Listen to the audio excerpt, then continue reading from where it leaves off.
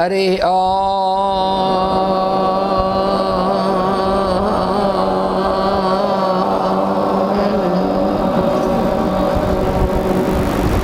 सहना भवतु सहनौ भुनक्तु सह वीर्यं करवावहै तेजस्विनावधीतमस्तु मा विद्विषावहै। ॐ शान्ति शान्ति शान्तिः। ఓం అస్మద్గురుభ్యో నమః.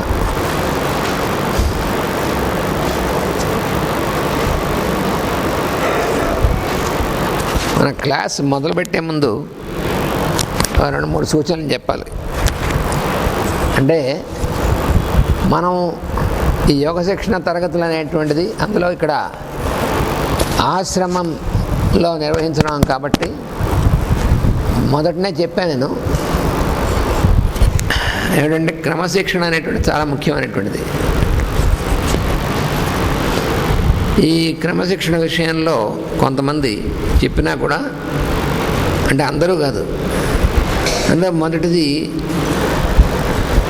ఒకటి క్లాస్ ఎన్నింటికి మొదలవుతుందో దానికి కనీసం 10 నిమిషాల ముందు అందరూ ఇక్కడ ఉండాలి అనేటువంటిది ఒకటి. అది వాడప్పుడే మరి ఇంక ఉంది 4 రోజులే మనకి. ఇప్పటికి కూడా ఇంకా మనం ఆ విషయాన్ని నేర్చుకోకపోతే మన యోగ శిక్షణ అనేటువంటిది ఉపయోగం ఉండదు. తర్వాత ఇంకోటి, ఈ ఆశ్రమ వాతావరణం అనేటువంటి దాన్ని మనం జాగ్రత్తగా చేసుకోవాలని. కానీ కొంతమంది, అంటే పెద్దవాళ్ళు కాదు, యువకుల్లో కొంతమంది ఈ సెల్ ఫోన్స్ ఎక్కువ వాడడం, తర్వాత దాంట్లో సినిమా పాటలు పెట్టడం చేస్తున్నారు, అబ్జర్వ్ చేస్తున్నాం. ఇంకా ఇవాళ సాయంత్రం రాత్రి నుంచి సెల్ ఫోన్స్ మేము తీసేసుకుంటాం. అలా ఇష్టమైతే ఉండాలి, లేదా తెడిపోవాలి. ఇక్కడ సినిమా పాటలు అవి పెట్టడానికి వీల్లేదు ఆశ్రమంలో. ఇక రాత్రి సినిమాలు చూస్తున్నారు నిద్రపోకుండా సెల్లో పెట్టుకుని. ఇలాంటి పనులు చేయలేకపోతే ఇక్కడ రావాల్సిన పని లేదు. అందుకని ఎవరైనా సరే అలా ఇష్టం ఉంటేనే క్లాసుల్లో ఉండాలి. ఇప్పుడు అందరూ పెద్దవాళ్ళు, వయసులో ఉన్నవాళ్ళు ఎంత డిసిప్లిన్డ్గా ఉన్నారు. ఆయన చూడండి, ఆయనకి ఎంత వయస్సు, క్లాసుకి ఎంత ముందు ఉంటారు, ఆయన ఏ క్లాసులో మిస్ అవ్వరు. పిల్లలు కుర్రాళ్ళకి ఎక్కడెక్కడ ఉంటారో, ఏం మాట్లాడుకుంటుంటారో, ఏం చేస్తుంటారో, అది సెల్ ఫోన్స్ పెట్టుకుని క్లాసులకు అటెండ్ అవ్వకున్నాను, తర్వాత పూజకు అటెండ్ అవ్వకున్నాను. మీరు వచ్చింది ఎందుకు? మీకు ఇష్టమైతే ఉండండి, లేకపోతే వెళ్ళిపోండి, ఏం భయం లేదు. అంతేగాని ఇలా డిసిప్లిన్ మిగతా వాళ్ళని పాడు చేసేట్టుగా ఉంటే మాత్రం ఒప్పుకోం. డిసిప్లిన్ లేకపోతే యోగ శిక్షణ ఉండదు. అది గుర్తుపెట్టుకోండి. అందరూ చక్కగా అందరూ పెద్ద వయస్సు వాళ్ళు కూడా ఎంతో ఓపికగా ఉంటే మీకు పిల్లలకి చేస్తే అలాగా. మరీ చిన్నవాళ్ళు కూడా బాగానే ఉంటున్నారు. అందుకని ఎవరైనా సరే ఈ విషయంలో కోఆపరేట్ చేయాలి. అంటే మీరే కోఆపరేట్ చేసుకోవాలి. అది మనం గుర్తుపెట్టుకోవాల్సిందే. రాత్రి 10 అయిన తర్వాత ఈ సెల్ మాట్లాడుకుంటూ అటు ఇటు తిరగడం, అంటే కార్యకర్తలు ఆ పనులప్ప చెప్పిన వాళ్ళు తప్ప మిగతా వాళ్ళు సెల్ మాట్లాడుకుంటూ అటు ఇటు తిరగడం అనేటువంటిది ఎవరు చేయొద్దు దయచేసి. మనం ఒక డిసిప్లిన్ ప్రకారం ఈ 2 వారాన్ని ఉండకపోతే ఎట్లా? అందుకు వాసుదేవ.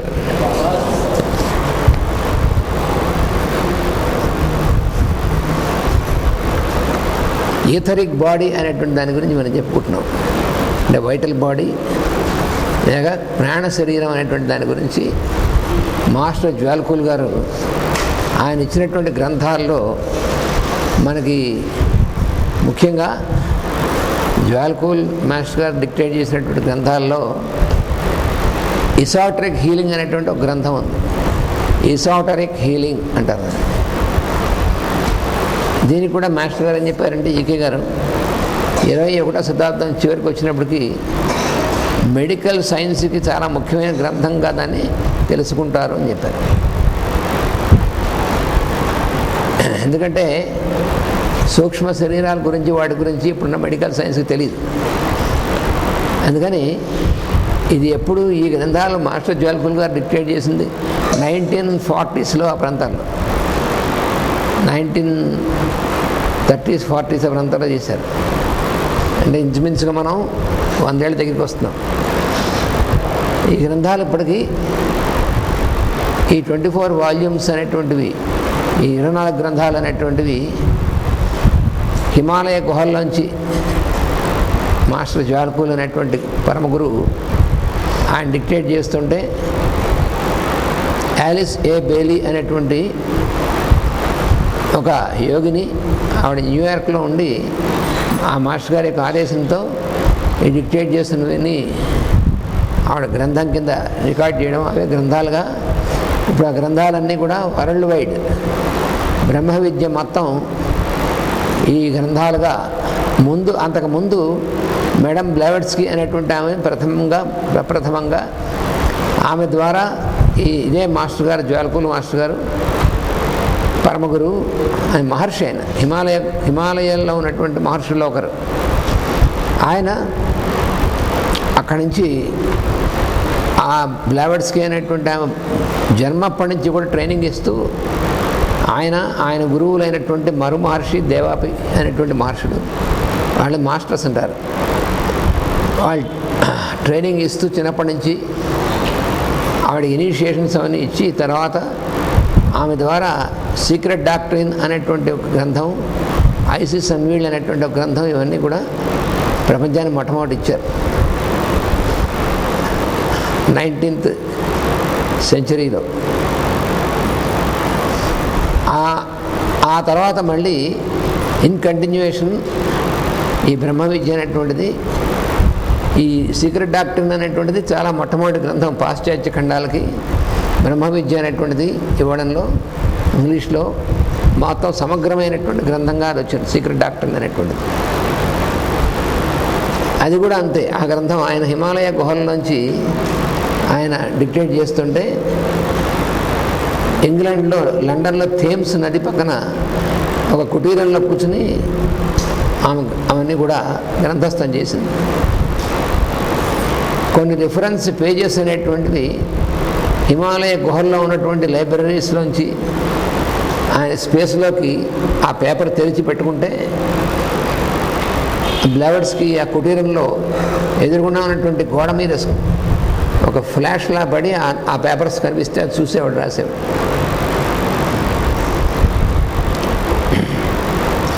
అంతటి పని గ్లోబల్గా జరుగుతున్నటువంటిది. ఆవిడ మేడం బ్లావెట్స్కీ గారు ఆవిడ రష్యాలో జన్మించింది. హెలీనా పెట్రోవా బ్లావెట్స్కీ ఆవిడ పేరు. ఆవిడ రష్యాలో జార్స్ అనే రాజకుటుంబం ఉండేది. అలాంటి రాజకుటుంబాల్లో జన్మించింది ఆవిడ. జన్మించినప్పటి నుంచి కూడా ఆవిడలో ఒక విశేషమైన శక్తి, తెలియనటువంటి శక్తి, ఆవిడలో ఒక తేజస్సు అనేటువంటిది చాలామంది గమనించారు. అయితే ఈ మతము చర్చికి సంబంధించిన వాళ్ళు మాత్రం ఆవిడ చూసి భయపడేవాళ్ళు. ఎందుకనో తర్వాత ఆవిడని రక్షిస్తున్నటువంటి, అదృశ్యంగా రక్షిస్తున్నటువంటి వెలుగులు కొంతమందికి అనుభూతం అవుతూ ఉండేది. చిన్నప్పటి నుంచి కొన్ని సన్నివేశాలు కూడా జరిగాయి. ఆవిడ కొన్ని ప్రమాదాలు, యాక్సిడెంట్స్ అప్పుడు రక్షింపబడింది. అలాగే ట్రైనింగ్ ఇవ్వబడింది. ఆవిడకి కొన్ని దృశ్యాలు కనిపించేవి, కొన్ని వాళ్ళు చెప్తుంటే వినిపించేవి, మెసేజెస్ అవన్నీ కూడా అలాగా. ఆ తర్వాత ఆవిడ పెద్ద అయిన తర్వాత ఇంగ్లాండ్లో, లండన్లో ఐడ్ పార్క్ అని బకింగ్హామ్ ప్యాలెస్కి ఎదురుకుండా పెద్ద పార్క్ ఉంది. ఆవిడ అక్కడ ఉండగా అక్కడి నుంచి పక్క నుంచి వెళుతూ కొంతమంది రాజకుమారులు గుర్రాల మీద వెళుతుంటే వాళ్ళ మధ్యలో ఈ మౌర్య కుతుహమైనటువంటి పేర్లతో మాస్టర్స్ మరు మహర్షి, దేవాపైనటువంటి వాళ్ళిద్దరు కూడా భారతదేశం నుంచి వచ్చినటువంటి రాజకుమారుల రూపంలో వెళ్తూ కనిపించి ఆవిడకి చెప్పారు, మేమే నేను నడిపిస్తోందని ఆవిడ తెలియజేట్ చేశారు. ఫస్ట్ దర్శనం అప్పుడు కలిగింది ఆ మాస్టర్స్. తర్వాత ఆవిడ భారతదేశం వచ్చింది.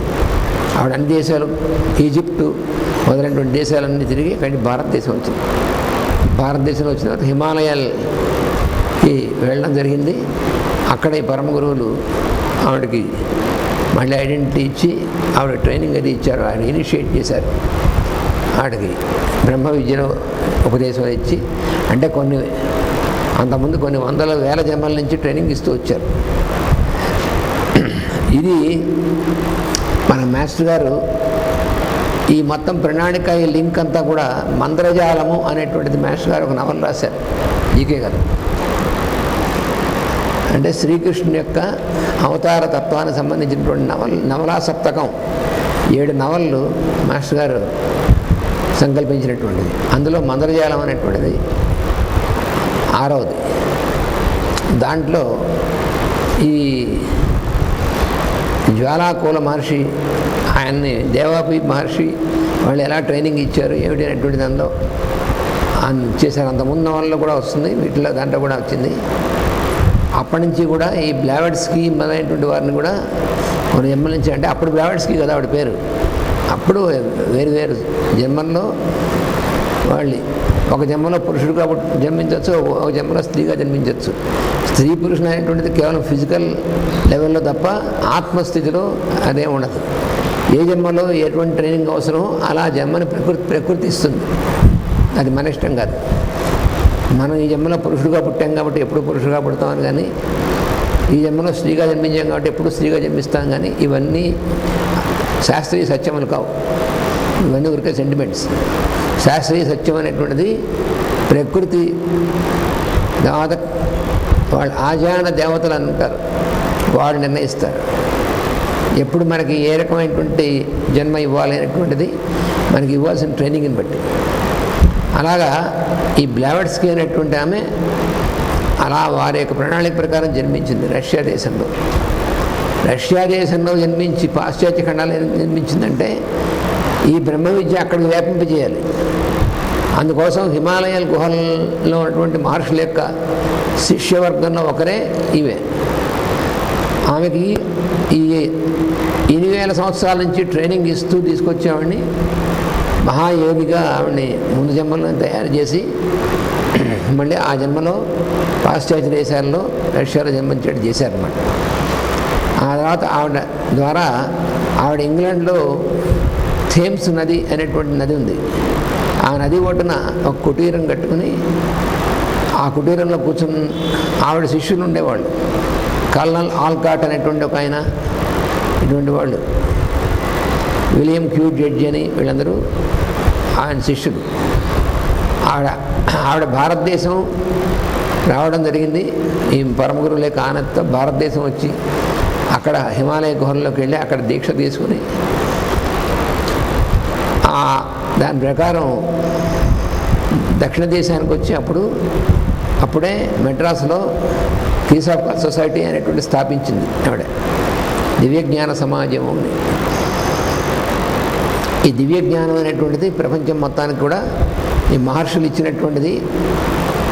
వేద విద్య, బ్రహ్మ విద్య అనేటువంటిది దీన్ని ప్రపంచ వ్యాపనం చేసినటువంటి, అంటే ఎప్పుడూ అంత ముందు వ్యాపించింది, ఇప్పుడు మళ్ళీ మోడర్న్ ఏజ్కి ఇప్పుడు అర్థమయ్యేటువంటి విధంగా అందరికీ వ్యాపింపజేయడం అనేటువంటిది.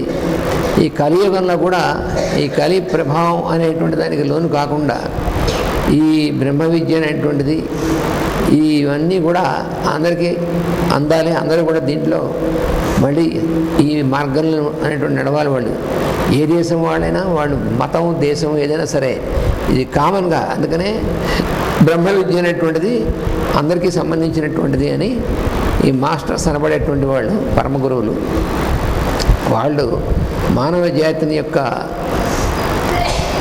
వాళ్ళ యొక్క పురోగమనాన్ని దానికి పనిచేస్తూ ఉంటారు నిరంతరం. దానికి సెంటరే హిమాలయ గుహలు. హిమాలయాల్లో శ్రావస్తి గుహలు, కళాప గుహలు, శంబళ గ్రామం ఇలాంటివి ఉంటాయి. అయితే ఇప్పుడు ప్రస్తుతం అక్కడ వెళ్ళి ఫిజికల్గా భౌతికంగా వెళ్ళి వెతికితే అవి దొరకవు. వాళ్ళు ఎప్పుడు అనుమతిస్తే అప్పుడు మనకి అవి కనిపిస్తాయి. వాళ్ళందరూ కూడా ప్రపంచంలో ఎక్కడైనా సరే వాళ్ళు పనిచేస్తూ ఉంటారు.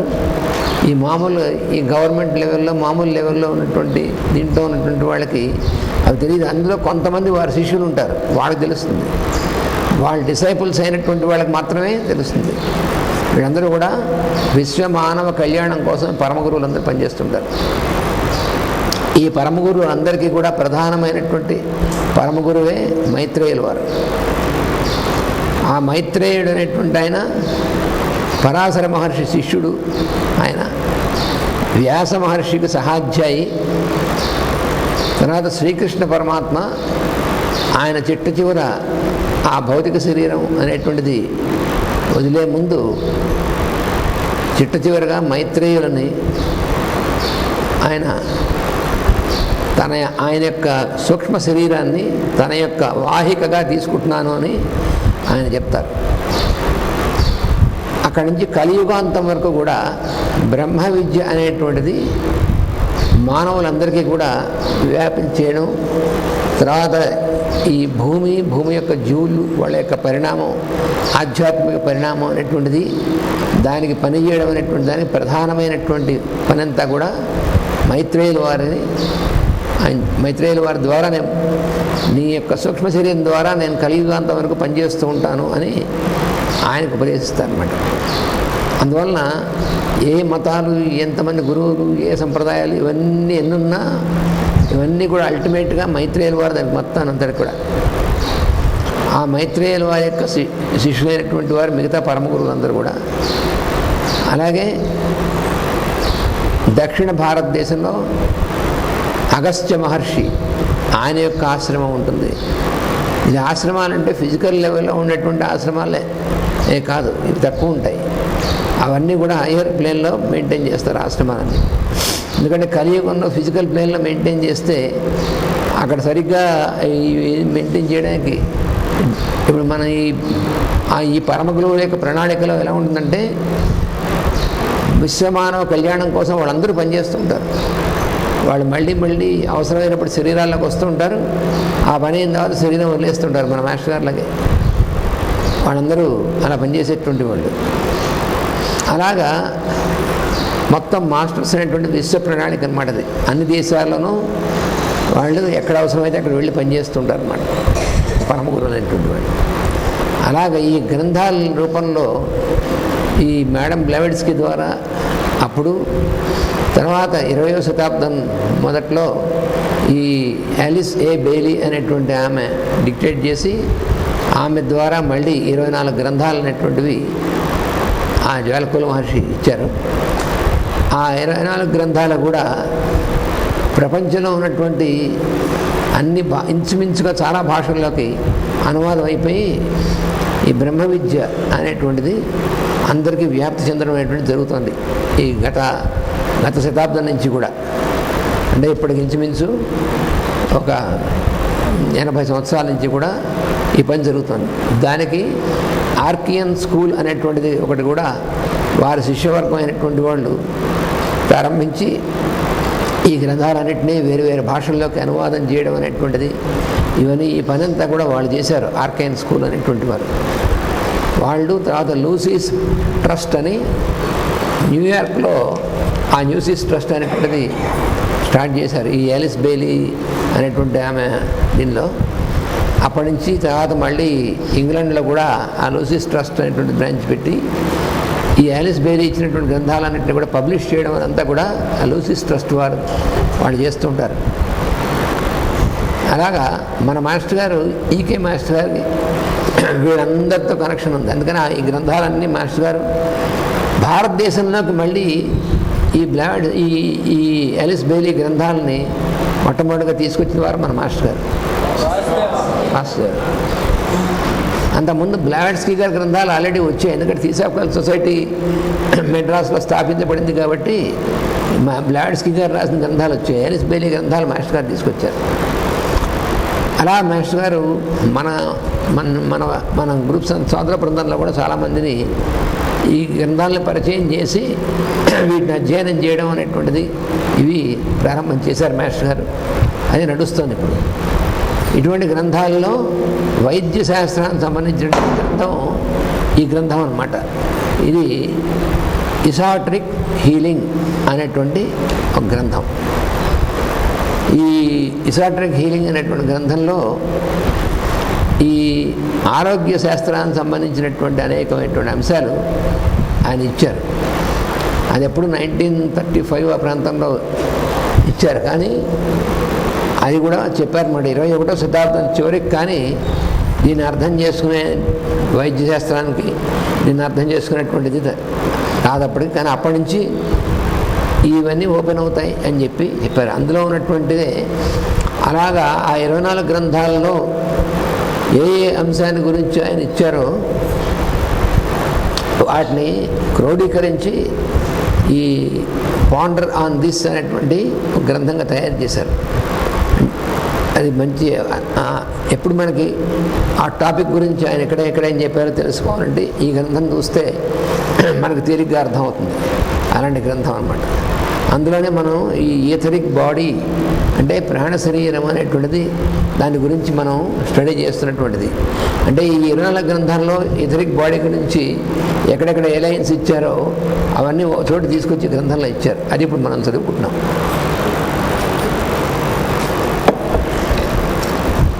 నిన్న కొన్ని లైన్స్ చదువుకున్నాం, ఇవాళ మళ్ళీ కొన్ని లైన్స్ కంటిన్యూ చేస్తాం. ఇది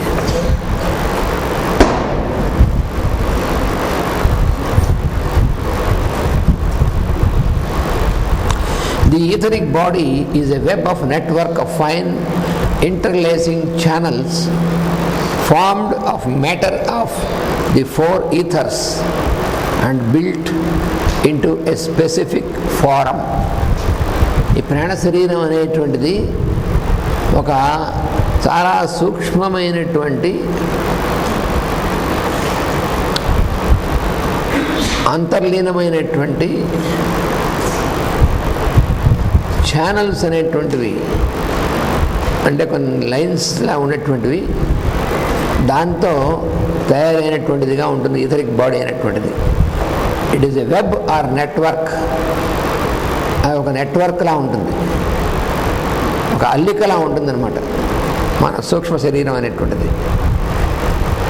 ఈ ఈథరిక్ బాడీ అనేటువంటిది ఉందే వైటల్ బాడీ అని ఈథరిక్ బాడీ అని కానీ అంటారు దాన్ని. అంటే మెడికల్ టర్మ్స్లో వైటల్ బాడీ అంటాం, మామూలుగా సైంటిఫిక్ టర్మ్స్లో ఈథరిక్ బాడీ అంటాం. మన భూమికి ఈథరిక్ బాడీ ఉంటుంది కాబట్టే మనకు కూడా ఈథరిక్ బాడీ ఉంటుంది. ఈ భూమి మీద ఉన్నటువంటి ప్రతి జీవరాశికి కూడా ఈథరిక్ బాడీ ఉంటుంది. వృక్షాలకి ఉంటుంది ఈథరిక్ బాడీ, జంతువులకి ఉంటుంది, మానవులకి ఉంటుంది, అన్నిటికీ ఈథరిక్ బాడీ ఉంటుంది. ప్రతిదానికి కూడా ఈథరిక్ బాడీ ఉంటుంది. అంటే ఈథరిక్ ప్లేన్ అంటాం, అంటే శక్తిమయమైనటువంటి కక్ష్య. మనం భౌతికమైనటువంటి కక్ష్య అంటే ఈ ఫిజికల్ ప్లేన్, దాని పైన ఉన్నటువంటిది సూక్ష్మమైనటువంటిది etheric plane or vital plane అన్నాం కదా. ఆ ఈథరిక్ అనేటువంటిది, ఆ వైటల్ ప్లేన్ అనేటువంటిది అన్నింటిలోనూ ఉంటుంది. మొక్కలు ఉన్నాయనుకోండి, మొక్కలకి వాటి వైటల్ ప్లేన్ ఉంటుంది. ఇవన్నీ కూడా సూక్ష్మ లోకాలు అంటారు వీటిని. లోకములు అనేటువంటి మాట ఉంది. లోకం అని వాడుతూ ఉంటాం మనం పదం. లోకం అంటే ఏమిటి? మన చేత చూడబడేటువంటిది. లోచనం అంటే కన్ను. ఈ లోచనం చేత చూడబడేటువంటిదని లోకం అంటాం. అయితే మనకి భౌతికమైనటువంటి లోచనాలు కనబడేటువంటిది భౌతికమైన లోకం. ఈ భౌతికమైనటువంటి లోచనములు కళ్ళున్నాయే, ఇవి సూక్ష్మమైనటువంటి లోకాన్ని అలా చూడలేవు. అందుకని భగవద్గీతలో విశ్వరూప సందర్శన యోగంలో దివ్యం దదామి తే చక్షు, నువ్వు నీ కళతోనూ నన్ను నా యొక్క మొత్తం విశ్వరూపాన్ని నువ్వెక్కడ చూడగలవురా, నీకు దివ్యమైనటువంటి దృష్టిని ఇస్తున్నా అన్నాడు కృష్ణ పరమాత్మ. అంటే ట్రాన్సెండెంటల్ విజన్ అంటారు. దివ్య దర్శనం అంటే దివ్యమైనటువంటి దర్శనం. విశ్వరూప దర్శనం అంటే ఏమిటి? ట్రాన్సెండెంటల్ విజన్ అని అర్థం అన్నమాట. అంటే కేవలం భౌతికమైనటువంటి పరిమితమైనటువంటి దృష్టి కనబడవు.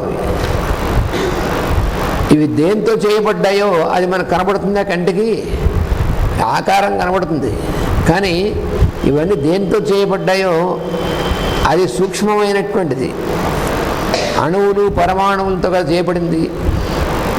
ఇవి జీవకణాలతో చేయబడ్డాయి. మనం బయాలజీలోకి వెళ్ళి చదివితే మనం అన్నీ కూడా టిష్యూస్, ఆ టిష్యూస్ దేంతో చేయబడ్డాయి అంటే జీవకణాలు, సెల్స్తో, బయలాజికల్ సెల్స్ ఉంటాయి. వాటి లోపల ఏముంటాయి అంటే వాటి లోపల అన్నీ కూడా ఇంకా కాంపోనెంట్స్ అన్నీ ఉంటాయి. వాటి వల్ల న్యూక్లియస్ ఉంటుంది, ఇంకా చుట్టూ ఇవన్నీ ఉంటాయి, క్రోమోజోమ్స్ ఉంటాయి, ఇవన్నీ ఉంటాయి అని చెప్తాం. వాటి లోపల ఏముంటుంది అని వెళ్ళామనుకోండి, వాటి లోపల అన్నీ కూడా ఈ కాల్షియము, కార్బను, ఆక్సిజను, హైడ్రోజను ఇలాంటి కాంపోనెంట్స్ అన్నీ, ఎలిమెంట్స్ అన్నీ ఉంటాయి అందులో. వాటి లోపల ఏముంటాయంటే వాటి తాలూకు మాలిక్యూల్స్ అంటే అణువులు ఉంటాయి.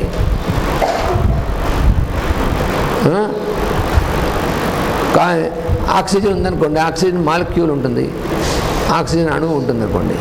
దాని లోపల ఏముంటుంది, దాని పరమాణువులు ఉంటాయి.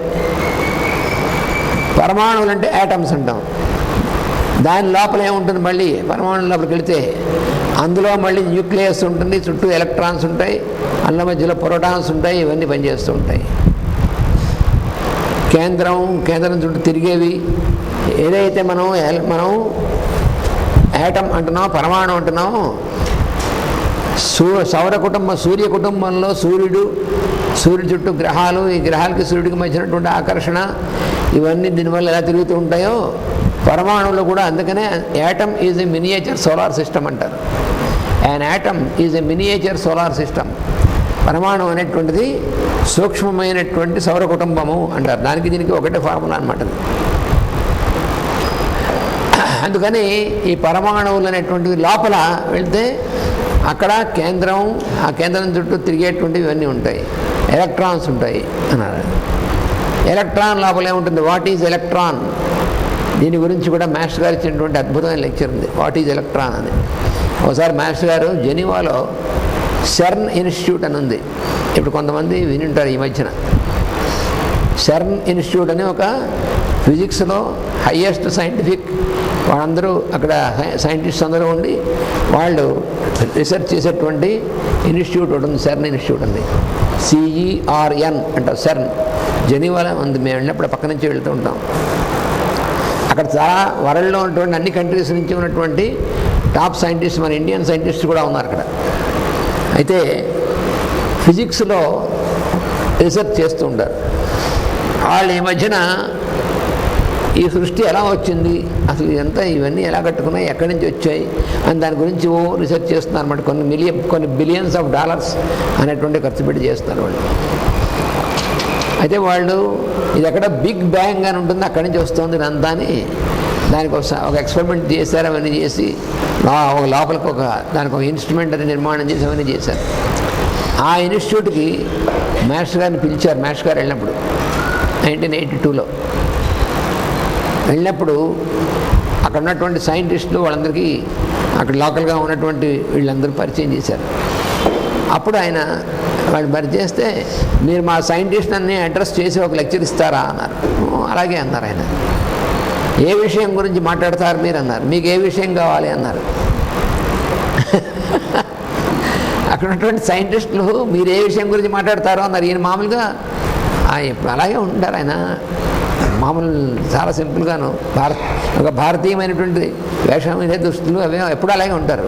అంతేగాని ఇక్కడ అలా ఉండి ఫారెన్ వెళ్తున్నాం కాబట్టి సూటు బూటు వేసి అలా ఏం లేదు, మామూలుగానే ఉంటారు ఆయన. సైంటిస్టుల దగ్గరికి వెళ్తున్నాం కాబట్టి టైకి ఈ కట్టుకెళ్ళాలి కావచ్చు, అదే ఒక్కలేదు. వాళ్ళు కావాలంటే వెళ్తాం లేదా మానేస్తూ ఉంటారు. మన గాంధీ గారు ఎలా వెళ్ళేవారు, అలాగే మాస్టర్ కూడా వెళ్తారు. వాళ్ళు అడిగితే మీకే టాపిక్ మీద మాట్లాడమంటారో, మీకు ఏది కావాలో చెప్పండి అన్నారు. అంటే we want about you to talk about electron అన్నారు. ఓకే అన్నారు ఆయన. అప్పుడు ఎలక్ట్రాన్ అనేటువంటి విషయాన్ని గురించి ప్రారంభం చేసి ఆయన 1.5 hours కంటిన్యూస్గా ఎలక్ట్రాన్ అంటే ఏమిటి, ప్రీ ఎలక్ట్రానిక్ స్టేట్ అంటే ఏమిటి అని చెప్పి, ఆత్మ అనేటువంటిది ఏమిటి, మొత్తం అవన్నీ తీసుకెళ్తే వాళ్ళకి అసలు ఆ సైంటిస్ట్ పెద్ద సైంటిస్ట్ అందరికి కూడాను గడగడలాడిపోయారు. వాళ్ళకి అసలు అందలే అంత అంటే వాళ్ళకి తెలిసినటువంటిది కాకుండా దాన్ని పారం తీసుకెళ్ళి చూపించారనమాట. వాళ్ళు ఆశ్చర్యపోయారు, ఏంటి ఇంత ఎలక్ట్రానిక్స్లో మనం ఎప్పుడు వినలేదే అంత, ఈ ఫిజిక్స్లో ఉన్నటువంటి ఇంత డీప్గా అని. వేదిక్ ఫిజిక్స్ మాస్టర్ అని చెప్పింది. అందులో ఆ లెక్చర్ కూడా రికార్డ్ అయ్యి ఉంది మన దగ్గర. మనకు కావాలంటే మనం కూడా వినొచ్చు అది. ఆ లెక్చర్ అంతా అయిపోయిన తర్వాత తమాష జరిగింది. కూడా వెళ్ళిన ఆయన ఉన్నాడు. ఆయన యువతలకు వచ్చాక, మాస్టర్ మీరు ఎలక్ట్రానిక్స్ ఫిజిక్స్ ఎప్పుడు చదివారు మీరు అని అడిగాడు. నేను తెలుగు మాస్టర్ను, నాకేం వచ్చాయో అని అన్నట్టు తమాషాగా. మరి అదేమిటండి వాళ్ళకి అడగలు నడిపారు, మీరు ఎలా మాట్లాడారు? అదంతా గురువుగారి మహిమ, గురువుగారిని నమస్కారం చేసుకుంటూ ఆయన మాట్లాడతాం అన్నట్టు. ఈ నిజంగానే మాస్టర్కి రాదు కావాల్సి అనుకున్నాడు ఉన్నాయి. అది జోక్ అది. వాళ్ళకి రాని సబ్జెక్ట్ ఏముంటుంది? అది ఎలా విద్యలలో అని మర్మమేళ్ళ చదువులలో అని మర్మమేళ్ళ చదివి తండ్రి అన్నాడు వాడు ప్రహ్లాదుడు. ఏం చదివేవారు అంటే వాళ్ళకి మొత్తంలో ఎసెన్స్ అంతర్యామైనటువంటి అనుభవంలో ఉన్నటువంటి వాడికి ఒకటి వచ్చి ఒకటి రాదనే ఉండదు. ఏ విద్య అయినా సరే వాళ్ళకి ఎప్పుడు కావాలన్నప్పుడు వస్తుంది. అది అక్కడ ఉన్నటువంటి రహస్యం. మాస్టర్ లాంటి వాళ్ళకి అసాధ్యమైంది ఏముంది? అలాగా అలాంటి ఇన్స్టిట్యూట్లో వాళ్ళు కూడా వాళ్ళకి ఎక్కడి నుంచి వస్తుంది సృష్టి అనేటువంటిది వాళ్ళకి ఇప్పటికి కూడా ఇంకా ఐడియా రాలేదు. వాళ్ళు ఇక్కడి నుంచి అయి ఉండొచ్చా, దాని నుంచి అయి ఉండొచ్చా, ఇలా అయి ఉండొచ్చా అని చెప్పి వాళ్ళు పాపం రీసెర్చ్ చేస్తున్నారు. అయితే వాళ్ళు ఈ వేదిక్ ఫిజిక్స్, వేదిక్ సైన్స్ అనేటువంటిది ఒప్పుకునే వరకు వాళ్ళ సొల్యూషన్ రాదు. అది మాస్టర్ గారు చూపించారు వాళ్ళకి. అసలు సైన్స్ ఎక్కడుందో చూడండి అని చెప్పి ఒక శాంపుల్ ఇచ్చారు వాళ్ళకి.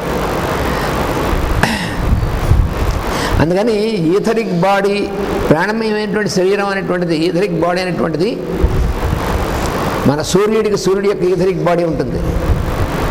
ప్రతి గ్రహానికి గ్రహం యొక్క ఈథరిక్ బాడీ ఇది.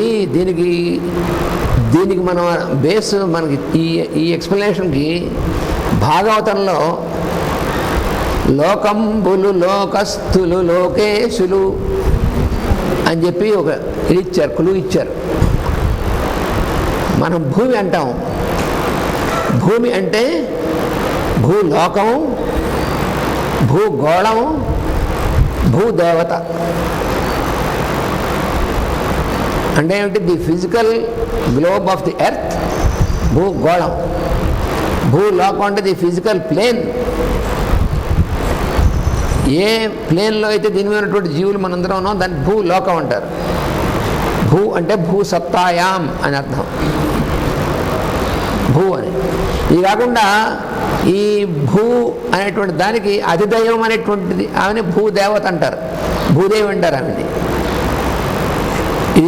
ఈ మూడు అనేటువంటిది ఇవి తెలుసుకోవాలి. ఇప్పుడు ఈ ప్రాణమయమైనటువంటిది, లోకం అనేటువంటిది, ఇవన్నీ సూక్ష్మ లోకాలు. అందుకని మన ఈ కంటికి కనబడేంత మాత్రాన అవన్నీ లేవు అనుకుంటే వాడు మూర్ఖుడు అవుతాడు. ఇవన్నీ మనకి దీనికి సూక్ష్మమైన దేంతో అయితే ఇవి చేయబడ్డాయో అవి. అందుకని ఈథరిక్ బాడీ అనేటువంటిది అటువంటి సూక్ష్మమైనటువంటి వాటితో చేయబడినటువంటిదిగా ఉంటుంది. These pranic emanations when focalized and received react upon the dense matter which is built upon the etheric scaffolding and framework. ఈ ప్రాణమయ శరీరం అనేటువంటి దేంతో కట్టుకునేటువంటిదంటే ఈ శక్తిమయమైనటువంటి పదార్థంతో కట్టుకుని ఉంటుంది. భౌతికమైనటువంటి పదార్థంతో భౌతిక శరీరం కట్టుకుని ఉంటుంది. శక్తిమయమైనటువంటిది దాంతో అదే కిరణమయము అంటారు. మనకి ఎలాగ అంటే సూర్యుడి దగ్గర నుంచి, సూర్యుడి నుంచి వచ్చేటువంటి వెలుగు ఏదైతే ఉందో ఆ సూర్యుడికి ఇంకా పైనుంచి ఆయనకు వచ్చేటువంటిది. సూర్యుడి యొక్క శరీరం ఉంది, ఆ సూర్యుడికి వచ్చేటువంటి పైనుంచి వచ్చేటువంటి వెలుగు ఉంది. ఈ సూర్యుడి నుంచి, సూర్యుడి ద్వారా ఒకటి వచ్చే సూర్యుడి నుంచి మనకు వచ్చేటువంటిది అన్ని గ్రహాల్లోకి, ఆ గ్రహాల నుంచి ఉన్నటువంటిది అందులో ఉన్నటువంటి ప్రాణులకి వచ్చేటువంటిది ఉంది. ఈ వచ్చేటువంటిదే ట్రాన్స్ఫార్మేషన్ అని జరుగుతూ ఉంటుంది. ఒక స్థితి నుంచి ఇంకో స్థితికి కట్టుకోవడం అనేటువంటిది. ఉదాహరణకి మన సూర్యరశ్మి అనేటువంటిది ఉంది. మనం చూస్తున్నటువంటి, మనకు కనబడుతున్నటువంటి సూర్యరశ్మి అని ఫిజికల్ లైట్ అంటారు. ఇది కాకుండా దీనికి పైన ఉన్నటువంటి కక్షలో ఉన్నటువంటి లైట్ ఉంటుంది. లైట్ కూడా అంటే ఇప్పుడున్నటువంటి ఫిజిక్స్కి అందనటువంటి విషయం ఏమిటంటే లైట్ అనేటువంటిది పదార్థమా లేకపోతే ఏమిటి అనేటువంటిది ఇప్పటిదాకా ఇంకా తెలుసుకోలేకపోతున్నారు. లైట్ ఏ మ్యాటరా, లైట్ అనేటువంటిది ఏమిటి అనేటువంటి దాని గురించి ఇంకా చర్చలు జరుగుతూనే ఉన్నాయి. అండ్ లైట్ అనేటువంటిది డిఫరెంట్ ప్లేన్స్లో ఉంది అనేటువంటిది అది యాక్సెప్ట్ చేస్తే కానీ సొల్యూషన్ లేదు దానికి.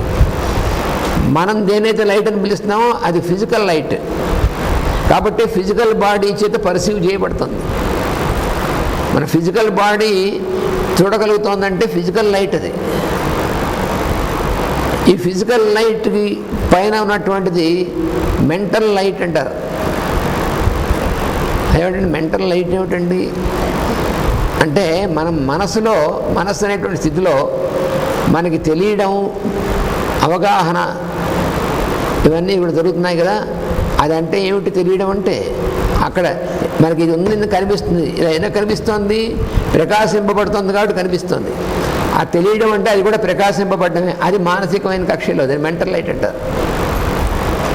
దానికంటే పైన కాస్మిక్ లైట్ ఇలా అన్ని కక్షల్లోనూ పనిచేస్తుంది. అది సూర్యుడి దగ్గర నుంచి అన్ని కక్షల్లోనూ పనిచేస్తూ ఉంటుంది. ఈ సూర్యుడి నుంచి రేడియేట్ అయ్యేటువంటి లైట్ని మనకి ఏం చెప్పారంటే this is the radiation of the love of the sun god అన్నారు. సూర్య భగవానుడి యొక్క ప్రేమతత్వమే ఆయన యొక్క వెలుగుగా ప్రసరించుతున్నటువంటిది అన్నారు. ఇంకా సైంటిఫిక్ ఫినామినన్ ఏమిటంటే అదే సూర్యుని యొక్క వెలుగు ఏదైతే ఉందో సూర్యకిరణాలు అనేటువంటిది అదే ఒక ప్లేన్లోకి వస్తే ఆక్సిజన్ అండ్ హైడ్రోజన్గా మారుతుంది. అదే ఆక్సిజన్ పుట్టుక ఎక్కడి నుంచి, ఈ ఎలిమెంట్స్ అన్నీ ఉన్నాయి, ఎక్కడి నుంచి పుడుతున్నాయి చెప్పండి అంటే ఎలిమెంట్స్ గురించి చెప్తారు. దానికి ఆ ఎలిమెంట్స్, వాటి మాలిక్యూల్స్, వాటి యాటమ్స్ నెంబర్స్, పీరియాడికల్ నెంబర్స్ ఇవన్నీ చెప్తారు. కానీ అసలు ఆ ఎలిమెంట్ ఎలా పుడుతోంది, ఎక్కడి నుంచి పుడుతోంది అది చెప్పలేరు. అక్కడ వెళ్ళిన తర్వాత స్టాప్ సైన్స్ అంతా. అది ట్రాన్స్ఫార్మేషన్ ఆఫ్ సన్స్ రేడియేషన్ అనేటువంటిది తెలియాలంటే ఈ కాస్మిక్ ఫైర్ అనేటువంటిది ఈ స్టడీ చేస్తే కానీ తెలియదు, అది ఈ సైన్స్ దగ్గరికి వస్తే కానీ తెలియదు. ఇదంతా ఎక్కడుంది, వేద సూక్తాల్లో ఉంది. అది ఇంగ్లీష్లోకి ఇప్పుడు ఇచ్చారు మాస్టర్ జ్వాలకులు గారు, అట్లా ఆయన డిక్టేట్ చేసి. ఇది ఉన్నటువంటిది అగ్ని సూక్తాలు, వేద సూక్తాల్లో ఉంది విజ్ఞానం అంతా.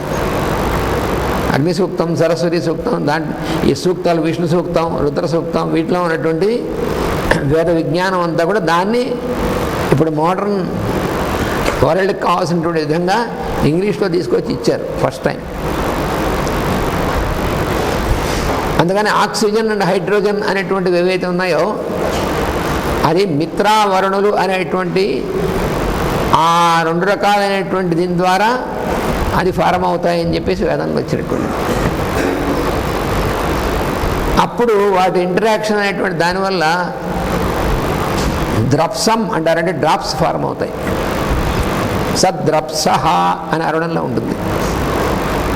సరిగ్గా అదే వర్డ్ డ్రాప్స్ అంటే, డ్రాప్ అంటే కొన్ని వర్డ్స్ కరెక్ట్గా అవే దిగుతాయి సంస్కృతంలో, మిగతా భాషలకి. అందుకని మనం దేనైతే నీరు అని పిలుస్తున్నామో ఆ నీరు అనేటువంటిది నీరు ఎలా ఫారం అవుతుందో అది చెప్తామండి. హైడ్రోజన్ అండ్ ఆక్సిజన్, అదే మరి ఈ హైడ్రోజన్ అండ్ ఆక్సిజన్ ఎక్కడి నుంచి పుడుతున్నాయి, ఎలా పుడుతుందంటే అక్కడి నుంచి సూర్యరశ్మే ట్రాన్స్ఫారం అవుతుంది. ఆ ట్రాన్స్ఫారం అయ్యి ప్రాణవాయువుగాను మారుతుంది. అది మళ్ళీ ఈ ఇంటరాక్షన్ అనేటువంటి దాని నుంచి ఇంకో ప్లేన్లోకి వచ్చేప్పటికి నీరుగా మారుతుంది. అందుకని మన జీవులు జీవించడానికి కావాల్సిన ప్రాణాధారం అంతా కూడా సూర్యరశ్మే. అందుకని సూర్యుడి నుంచి తప్ప ఇంకా మనం ఇంకో సోర్స్ ఏం లేదు, మొత్తం అన్నిటికీ సోర్స్ సూర్యుడు. అందుకని మన ఈథరిక్ బాడీకి కావాల్సినటువంటి ఎనర్జీస్ అన్నీ కూడా అక్కడి నుంచి వచ్చే ఎనర్జీసే. This etheric web during incarnation forms a barrier between the physical and astral planes, which can only be transcended when consciousness is sufficiently developed to permit escape. మన ప్రజ్ఞ ఇదంతా కూడా అయితే ఇది మనకి ఎలా తెలుస్తుంది అంటే మన ప్రజ్ఞ అనేటువంటిది ఏదైతే ఉందో ఈ ప్రజ్ఞ అనేటువంటిది ఇవాల్వ్ అవడం అనేటువంటి ఒక ప్రాసెస్ ఉంది. ఎవల్యూషన్ ఆఫ్ కాన్షియస్నెస్ అంటుంది దాన్ని. ఎవల్యూషన్ ఆఫ్ కాన్షియస్నెస్ అంటే ప్రజ్ఞా వికాసము. దీన్ని ఇంకో రకంగా చెప్పాలంటే డిగ్రీ ఆఫ్ అవేకనింగ్, వికసించడం, క్రమ వికాసం అంటారు దాన్ని. అదే ఇవల్యూషన్ అనేటువంటిది. ఈ సృష్టి మొత్తానికి 2 ఫేజెస్ ఉంటాయి, the phase of evolution and the phase of involution. Evolution అంటే లోపల నుంచి బయటకు విచ్చుకొనడం, ఇన్వల్యూషన్ అంటే బయట నుంచి లోపలికి ముడుచుకొనడం. ఒకటి సృష్టి, ఇంకోటి ప్రళయం. ఈ 2 కూడా ఆల్టర్నేటివ్ జరుగుతూ ఉంటాయి. ఇది ప్రతి ప్లేన్లోనూ నిరంతరం జరుగుతూ ఉండేటువంటి ప్రక్రియ ఇది. అందుకని జీవరాశులు అన్నిటికీ కూడా ఈ ఎవల్యూషన్ అనేటువంటి ప్రాసెస్ అనేటువంటిది ఏదైతే ఉందో ఇది కంటిన్యూస్ ప్రాసెస్గా జరుగుతూ ఉంటుంది. క్రమ వికాసము అంటారు దీన్ని. అయితే ఎవల్యూషన్ అంటే ఒక ట్రాన్స్ఫార్మేషన్. కింద కక్ష్యల్లోంచి పై కక్ష్యల్లోకి క్రమ వికాసమే ఎవల్యూషన్ అంటే. అయితే ఈ ఎవల్యూషన్ అనేటువంటిది మోడర్న్ సైన్స్లో థియరీ ఆఫ్ ఎవల్యూషన్ అని కొంతమంది సైంటిస్టులు, అందులో ముందు డార్విన్ అనేటువంటి ఆయన మనకి బయాలజికల్ సైన్స్లో చెప్తారు. చార్ల్స్ డార్విన్ అనేటువంటి ఆయన, అలాగే లామార్క్, మెండల్, వీళ్ళందరూ ఉన్నారు గ్రూప్ ఆఫ్ సైంటిస్ట్. వాళ్ళు ఎవల్యూషన్ గురించి కొన్ని థియరీస్ చెప్పారు. ఆ విషయాలన్నీ కూడా మేడం బ్లావెట్స్కి ఆవిడ డిస్కస్ చేసి చెప్పింది. వాళ్ళు చెప్పినటువంటి ఎవల్యూషన్ అనేటువంటిది ఓన్లీ ఒక చిన్న పార్ట్ మొత్తం ఎవల్యూషన్ అనేటువంటి ప్రాసెస్లో. కానీ వాళ్ళు ఈ పార్టే మొత్తం ఎవల్యూషన్ కావాల్సి అనుకుని అది చెప్పారు. ఇప్పటిదాకా యూనివర్సిటీలో మీరు అవే చదువుకుంటున్నారని నాకు రాసింది. మన సరిగ్గా భాగవతం అనేటువంటి చదువుకుంటే, భాగవతం మనం ఏవో కథలు అనుకుంటాం, అందులో ఉన్నటువంటి సైన్స్ అంతా కూడా మేడం బ్లావెట్స్కి గారు ఏదైతే సీక్రెట్ డాక్టర్లు ఇచ్చారో దాని మూలమే భాగవతం అంతా. మొత్తం సృష్టి విజ్ఞానం మొత్తం భాగవతంలో ఉంది. ఇదంతా మా వేదంలో ఉంది, మా భాగవతంలో ఉంది, భగవద్గీతలో ఉంది అని కొంతమంది చెప్తూ ఉంటారు. కానీ ఎలా ఉందో తెరిచి కూడా చూడరు. అది ఎలా ఉందో ఏమిటో అనేటువంటి మన దాంట్లోకి వెళితే కదా. ఈ భూమి అయితే భాగవతం ఎలా ఉంటాయంటే కథలుగా ఉంటాయి. మన పృథు చక్రవర్తి పరిపాలించాడు.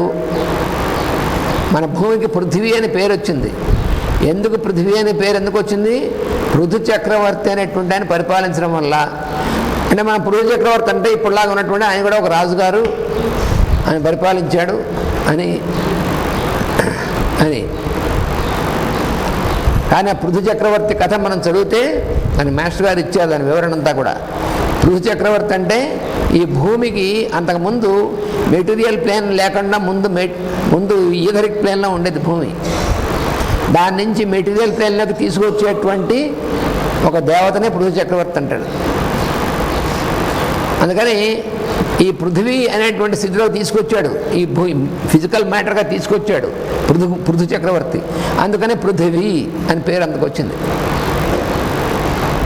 అంతకుముందు ఒకటే ఇది ఫిజికల్ మ్యాటర్లోకి రాకముందు నార్త్ పోల్ ఒకటే ఉండేది, ఒకటే పోల్ ఉండేది. ఈ విషయం మనకి మాస్టర్ గారు స్పిరిచువల్ సైకాలజీ అనేటువంటి గ్రంథంలోనూ, స్పిరిచువల్ ఎస్ట్రాలజీ అనేటువంటి గ్రంథంలోనూ ఇచ్చారు. మనం చదువుకుంటే అర్థమవుతుంది. ఈ మొత్తం సైంటిఫిక్ టెక్స్ట్ అన్ని మాస్టర్ గారు ఇచ్చినటువంటి వాటిలో మొత్తం అన్నీ ఉన్నాయి. Spiritual psychology and spiritual astrology అనేటువంటి దాంట్లో ఆ తెలుగులో కూడా అద్భుతంగా అనువాదం చేశారు. ఆనందాచార్యులు గారు అనేటువంటి ఆయన అనువాదం చేశారు. స్పిరిచువల్ ఎస్ట్రాలజీని జ్యోతిర్వేదము అనేటువంటి పేరుతోనూ, స్పిరిచువల్ సైకాలజీని అధిమానస విద్య అనేటువంటి పేరుతోనూ తెలుగులోకి అనువాదం చేశారు ఆనందాచార్యులు గారు. దాంట్లో ఇవన్నీ ఇచ్చారు.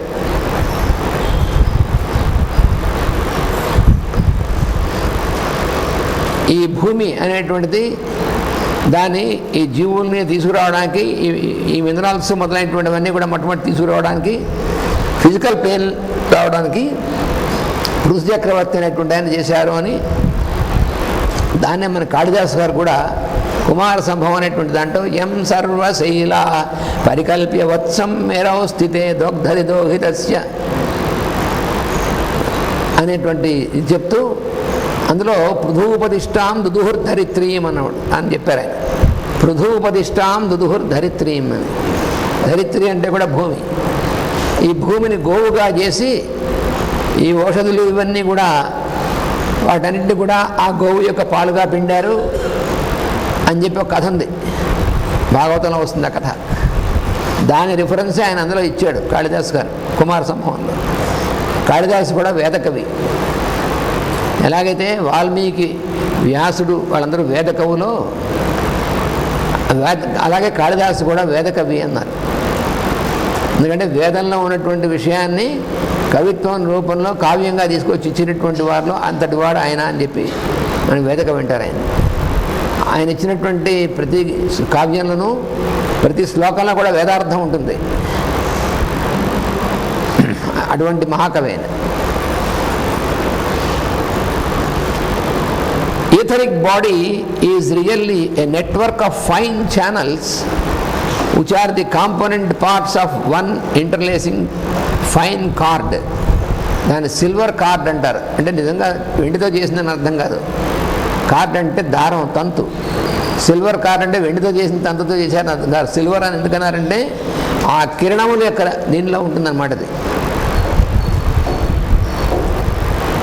ఇక్కడ వేదంలో బంగారం వెండి అంటే మనం ఫిజికల్ బంగారం వెండి కాదు.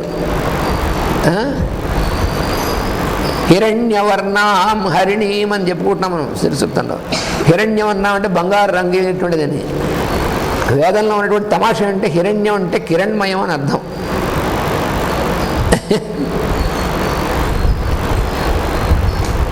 అంటే లక్ష్మీ అమ్మవారు కదా, అందుకని మంచి బంగారం ఇంగారం. ఈ ఫిజికల్ బంగారం అంటే మంచిదే, కానీ బంగారమే మనం బంగారం పెట్టుకుని అమ్మ లక్ష్మీదేవి మా ఇంట్లో ఉందనుకుంటాం. బంగారం అంటే లక్ష్మీదేవి గారు కిరణ్మయమైనటువంటిది అని అర్థం అమ్మవారు. అందుకని ఎక్కడైనా సరే హిరణ్మయి అనేటువంటి పదం వేదంలో కానీ పురాణంలో కానీ వస్తే కిరణం అని గుర్తుపెట్టుకోవాలి మనం. అప్పుడు మనం కన్ఫ్యూజ్ అవ్వం, లేకపోతే మనం బంగారం అనుకుంటాం.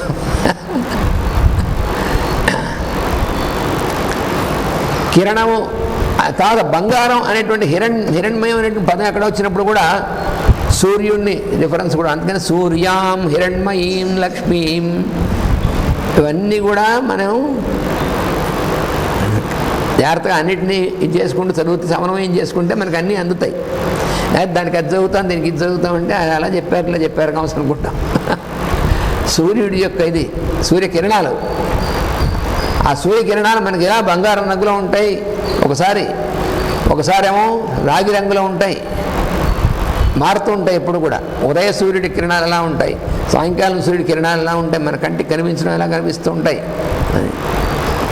అందుకని మన ఈథరిక్ బాడీ, మన ప్రాణమయమైనటువంటి శరీరం అంతా ఏదైతే ఉందో అది కూడా ఆ కిరణములు అనేటువంటి వాటి నుంచి సిల్వర్ కార్డ్ అంటే వెండిలో ఉన్నటువంటి థ్రెడ్ లాగా ఉన్నటువంటి అలాగే దాంతో కంపోజ్ చేసింది ఇంట్రికేట్ వీవింగ్ ఆఫ్ వైటలైజ్డ్ కార్డ్.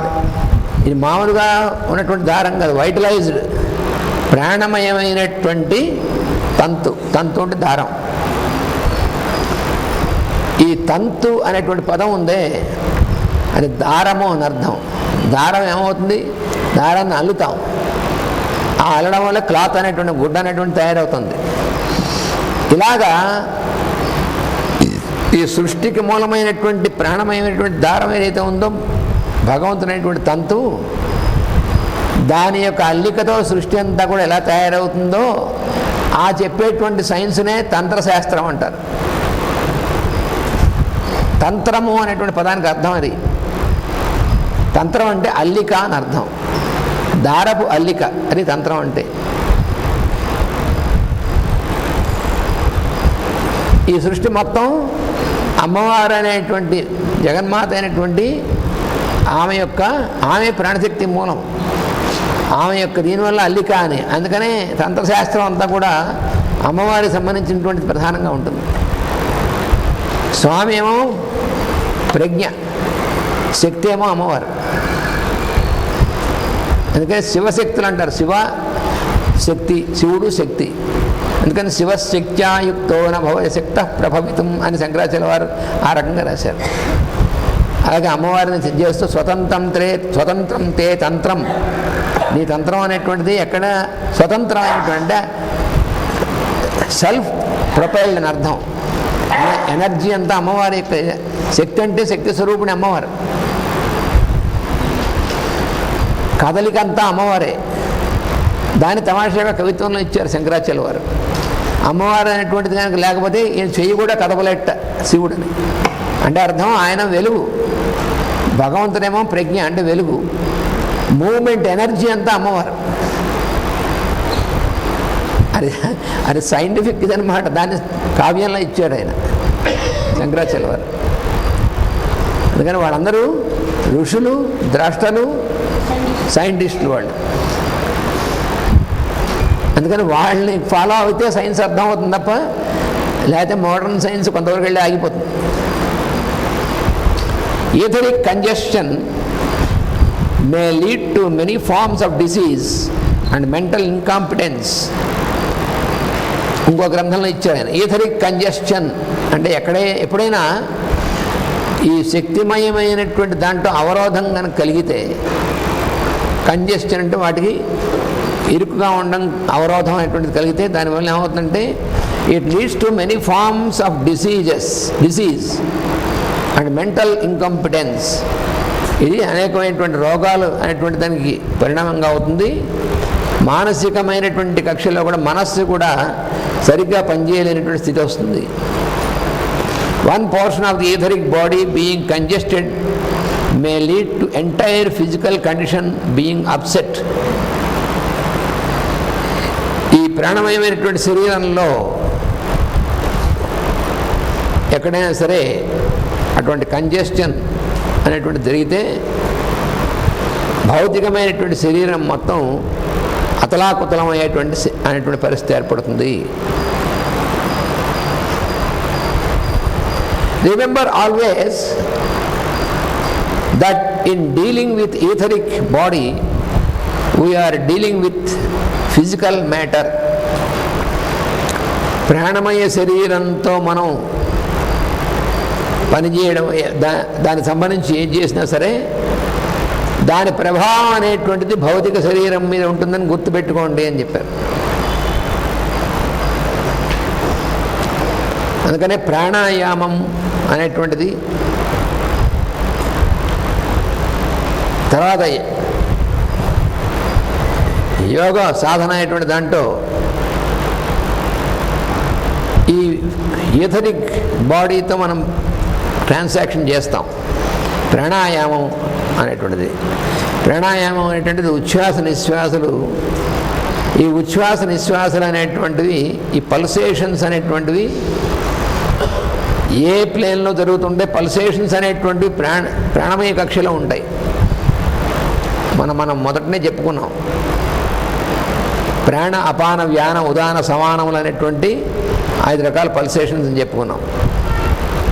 ఈ పల్సేషన్స్ అనేటువంటివన్నీ కూడా వైటల్ ప్లేన్లో జరిగేటువంటివి, అంటే ప్రాణమయ కక్షలో జరిగేటువంటివి. అందువలన ఉచ్ఛ్వాస నిశ్వాసములు అనేటువంటి వాటితో మనం డీల్ చేసేప్పుడు, వాటితో పనిచేసేప్పుడు మనం గుర్తుపెట్టుకోవాలి, మన లోపల ఉన్నటువంటి ప్రాణ శరీరంతో దాంతో మనం పనిచేస్తున్నాం. పొరపాటు చేసామా, ప్రాణ శరీరం అనేటువంటి దాంట్లో మార్పులు కానీ కంజెషన్స్ కానీ వస్తే మాత్రం దాని ప్రభావం వల్ల భౌతికమైనటువంటి శరీరం దెబ్బతింటుంది అని. అందుకనే ఈ కుండలిని యోగం చేస్తున్నాం అని వెన్నెముక కొంతమంది కొన్ని బండ పనులన్నీ చేస్తూ ఉంటారు.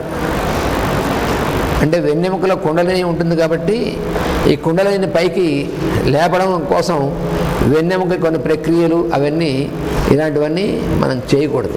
మనం చేయవలసింది ప్రాణాయామం సరైనటువంటి పద్ధతిలో చేయడమును, ప్రాణాయామం అంటే ఏమిటంటే లోపలికి గాలి పీల్చి దాన్ని కంట్రోల్ చేయడం కాదు. ప్రాణాయామం అంటే రాంగ్ ట్రాన్స్లేషన్ చేశారు ఇంగ్లీష్ పుస్తకాల్లో చాలా వాటిలో. మనకి పెద్ద వచ్చిన ఇబ్బంది ఏమిటంటే సంస్కృతంలో మూల గ్రంథాల్లో ఇచ్చినటువంటి ఈ నాలెడ్జ్, ఈ విజ్డమ్ అంతటినీ, ఈ సైన్స్ అంతటినీ కూడా అది ఊరికనే సంస్కృతం భాష మాత్రమే నేర్చుకుని గురుముఖత ఉన్నటువంటి శాస్త్రం నేర్చుకోకుండా భాష నేర్చుకుని దాన్ని అనువాదం చేయడంలో పెద్ద ప్రమాదం జరిగిందనమాట. అది చాలా ప్రమాదం, ఘోరమైన ప్రమాదం, మామూలు ప్రమాదం కాదు. ఎందుకంటే కొన్ని వేల లక్షల మంది ఇవన్నీ చదువుకుని వెస్ట్లో పాడైపోయారు వాళ్ళు. అలా ఘోరమైనటువంటి అనువాదం చేసినటువంటి వాళ్ళు మ్యాక్స్ ముల్లర్ గారు ఒకడు. ఆయన మహా పండితుడే మ్యాక్స్ ముల్లర్, సందేహం లేదు. కానీ ఆయనకి ఏం నేర్చుకున్నాడు? సంస్కృత భాషలో పాండిత్యం వచ్చింది. కానీ పరమ గురువు లేనటువంటి వాడి దగ్గర ఇనిషియేషన్ పొంది ఈ బ్రహ్మ విద్య నేర్చుకోకుండా భాషా జ్ఞానంతో ఆ గ్రంథాన్ని అనువాదం చేసేప్పటికి కొమ్మ మునిగిపోయింది. వేదానికి అనువాదం చేశాడు ఆయన. మ్యాక్స్ ముల్లరు, బ్లూమ్ఫీల్డ్ అని ఆయన, కీత్ అనేటువంటి ఆయన, వీళ్ళు కొంతమంది ఉన్నారు. వాళ్ళందరూ ట్రాన్స్లేట్ చేశారు పాశ్చాత్యులు.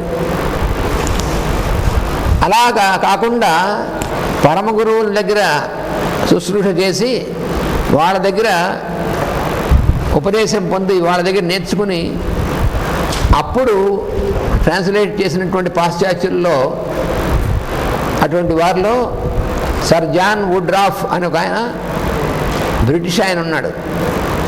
ఆయన మాత్రం చాలా మహానుభావుడు. జాన్ వుడ్రాఫ్ అని ఆయన బ్రిటిష్ ఆఫీసర్గా ఇండియాకి పంపించారు బ్రిటిష్ గవర్నమెంట్.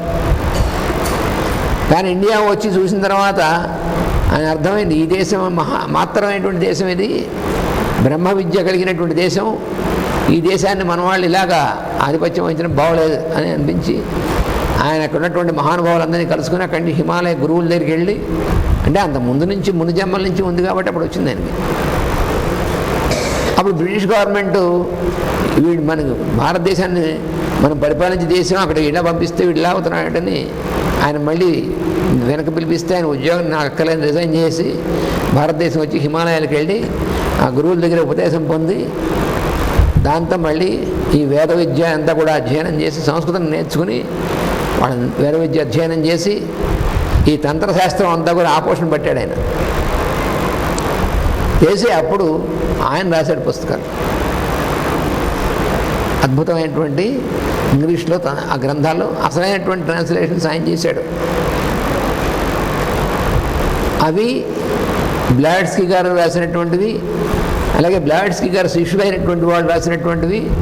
వాళ్ళు రాసినవి సరైనటువంటి గ్రంథాలు, ఎందుకంటే వాళ్ళు పరమ గురువులు యొక్క పరంపరలో ఉన్నటువంటి నుంచి వచ్చినటువంటివి. అంతేగాని కేవలం సంస్కృత భాష మాత్రమే నేర్చుకుని ఆ గురువుల యొక్క వాళ్ళ దగ్గర శుశ్రూష లేకుండా, వాళ్ళ దగ్గర ఉపదేశం లేకుండా వీళ్ళు ఇష్టం వచ్చినట్టు వీళ్ళు ట్రాన్స్లేట్ చేస్తే అగో అజ అంటే మేకనట్టుగానే ఉంటుంది. వాళ్ళు అలాగే రాశారు వాళ్ళు. మంత్రాలకు అన్నిటికీ అర్థం అజాం ఏకాం లోహిత శుక్లకృష్ణాం బహ్వీం ప్రజాం జనయంతీం స్వరూపాం అనే మంత్రం ఉంది. అదేమిటి? బ్రహ్మం గురించి, పరమాత్మ గురించి, ఆత్మ గురించి చెప్పినటువంటి మంత్రం. దానికి ఏం రాశాడు? అజాం ఏకాం అంటే one goat is having 3 types of colours on its skin. లోహిత శుక్లకృష్ణం అంటే ఎర్రగా, తెల్లగా, నల్లగా ఉన్నటువంటి రంగులు ఉన్నాయి. అంటే హ్యావింగ్ 3 colors అని చెప్పి, ఒకటేమో ఎర్ర రంగు, ఇంకోటి తెల్ల రంగు, ఇంకోటి నల్ల. వాడు ఏం చెప్పారు? త్రిగుణాల గురించి చెప్పారు. ఈ సృష్టి అనేటువంటి త్రిగుణాల్లో వచ్చేటువంటిది. తమో గుణానికి నల్ల రంగు అది ఇండికేషన్, రజో గుణానికి ఎర్ర రంగు ఇండికేషన్, సత్వగుణానికి తెల్ల రంగు ఇండికేషన్. అందుకని లోహిత శుక్లకృష్ణం అంటే అర్థం అది. వాడు అజాం అంటే జన్మ లేనటువంటిది అని అర్థం. వాడు అజాం అంటే మేకని అర్థం రాశాడు వాడు.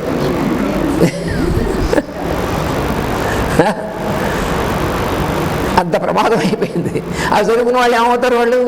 వాళ్ళకి మరి ఇప్పుడు సంస్కృతం చదువుకోకుండా ఉట్టి ఇంగ్లీష్లో చదువుకున్న వాళ్ళు ఇప్పుడు మన జనరేషన్స్ ఉన్నారు. వాళ్ళందరూ సంస్కృతం ఉన్నది, తెలుగు రాదు, ఇంగ్లీష్ మాత్రమే వచ్చు అనుకోండి. కాన్వెంట్లకు వెళ్ళిపోయి వీళ్ళు ఎలాంటి చదువుకుంటే కొమ్మ మునిగిపోయింది. వీళ్ళు మేకల గురించి రాశారు వేదంలోనూ అని చదివేసుకుంటారు. వాళ్ళకి అందరూ మిస్లీడ్ అయిపోరు మరి. అందుకని వాళ్ళు ఏం చేయాలి? ముందు గురువులైనటువంటి వారి దగ్గరికి వాళ్ళ దగ్గర నేర్చుకోవాలి ముందు. అలా చేయకుండా వీళ్ళు పుస్తకాలు రాశారు, ట్రాన్స్లేట్ చేసేశారు.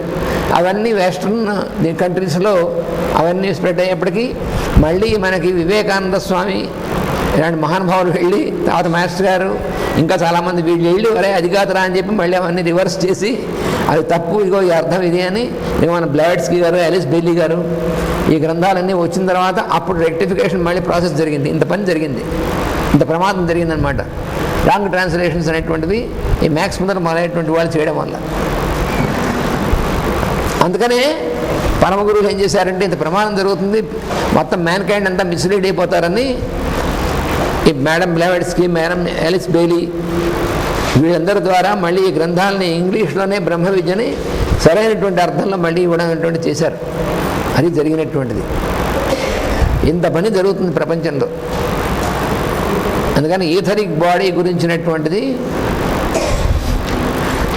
Etheric congestion may lead to many forms of disease of mental incompetence. A portion of etheric body being congested may lead to the entire physical condition being upset. The etheric body is the next aspect of the world substance to be studied by scientists and investigators. ఇప్పుడున్నటువంటి సైంటిస్టులు అనేటువంటి వాళ్ళు, పరిశోధకులైనటువంటి వాళ్ళు, వాళ్ళందరూ కూడా etheric body అనేటువంటి దాని గురించి అధ్యయనం చేయవలసి ఉంది అని చెప్పాడు. ఇది అధ్యయనం చేయకపోతే, ప్రాణ శరీరం అనేటువంటి దాని గురించి తెలుసుకోకపోతే ఆరోగ్యమో అనారోగ్యం అనేటువంటిది, దానికి మూలం ఏమిటో అనేటువంటిది ఏమీ తెలియదు, అందుబాటుదు. The etheric body is composed of force currents and in it are vital centres linked by lines of force with each other. Vital centres అనేటువంటి మనం చాలా చెప్పుకున్నాం, ఎనర్జీ సెంటర్స్. అవి ఒకదానికొకటి ఎలా లింక్ అయి ఉంటాయంటే ఈథరిక్ లైన్స్ అనేటువంటి ఫోర్సెస్ అనేటువంటి వాటితో లింక్ అయి ఉంటాయి ఒకదానితో ఒకటి. అంటే ఇవన్నీ కూడా భౌతికంగా మన కంటికి కనిపించవు, ఎందుకని మన భౌతికమైనటువంటి కక్ష కంటే పై కక్ష ఇది.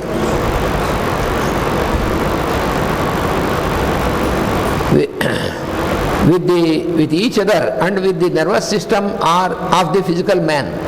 మన భౌతికమైనటువంటి శరీరంలో ఉన్నటువంటి వాటిలో అతి సూక్ష్మమైనటువంటిది, అంటే భౌతికమైనటువంటిది అయ్యుండి కూడా చాలా సూక్ష్మమైనటువంటిది నరములు అనేటువంటిది, నర్వస్ సిస్టమ్ అనేటువంటిది.